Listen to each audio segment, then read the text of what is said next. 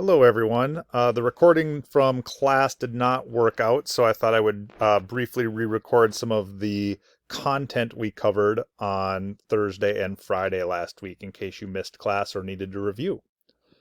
So we were in today's directions and discussions, and we talked about why we study civics.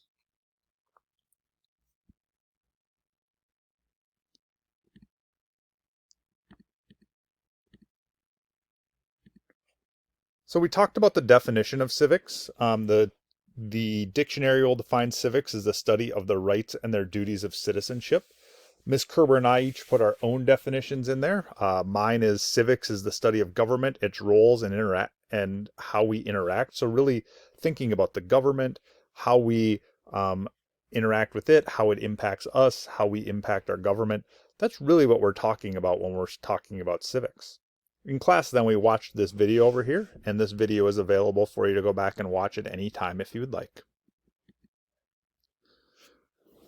Then we talked about making change. We talked about how people go about making change in our government and changes to our government and changes to other aspects that government is involved in. And so we talked about things like speaking at city council meetings, voting, organizing marches, setting up meetings with your representatives, donating to change-making organizations, writing letters to your representatives.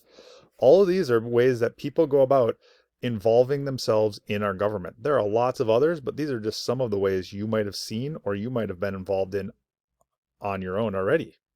So there's lots of ways we can be involved in government, lots of ways we can go about making change.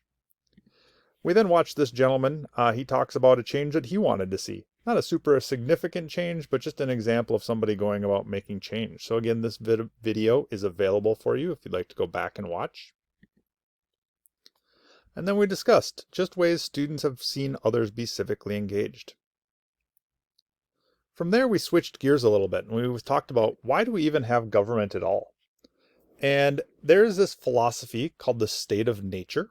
And this philosophy believes that the existence of humans without any form of government is basically called this state of nature. And you'll see this cartoon over here. Something's just not right. Our air is clean, our water is pure, we get plenty of exercise, everything we eat is organic and free range, yet nobody lives past 30. So we talked about that 10,000 years ago, 20,000 years ago, why humans lived significantly shorter lives. And a lot of it has to do without having an organization, a way to protect people. And that is essentially the state of nature. Okay, imagine 10,000 years ago, people probably really struggled to find food. They probably struggled to find any sort of health care or way to take care of themselves. They probably fought with each other over the few resources that they did have available to them. Thomas Hobbes, who was one of the philosophers that talked about this state of nature, described this as this lifestyle as solitary, poor, nasty, brutish, and short. So this is what life was like without this government or anything to protect people. But Hobbes and this gentleman named John Locke came up with this philosophy called the social contract. And this is that we actually have these agreements in place, and they're implicit, meaning they're not necessarily written down all the time, but it's how we live together in society. What are our expectations of each other? And you see the cartoon over here of this guy saying, I won't kill you and you don't kill me. That sounds like a great deal, right?